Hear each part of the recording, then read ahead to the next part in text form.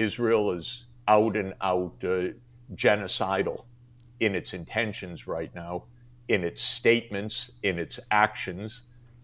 How can any government in the world be starving to death up to 2 million people right now before our eyes in the TikTok age? Sure. So this is something, to my mind, that is not only profoundly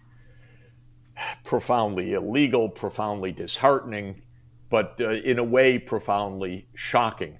Now, if you go back, you can find ideological roots of this. You can explain some of this. But can I interject here, Professor? To me, yeah.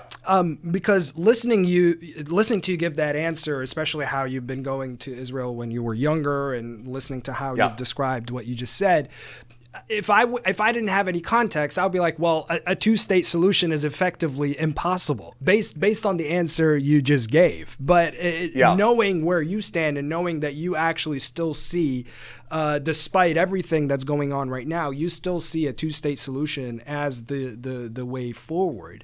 It's very hard to see what you're seeing, and I'm basing this just on the history that you just outlined. And if I were to even bring in the United States, as I know that you know, probably since Jimmy Carter, we've had successive American presidents wanting to have a two-state solution, but because of the fact that you have Israeli governments not wanting to give that solution, or actually wanting to give Palestinians a state, and adding to that the presence of the pro-Israel lobby in the United States, putting pressure anytime an American president or an American government wanted to find a solution, it is really hard seeing that outcome through, especially in light of Israel's actions the past 22, 23 months.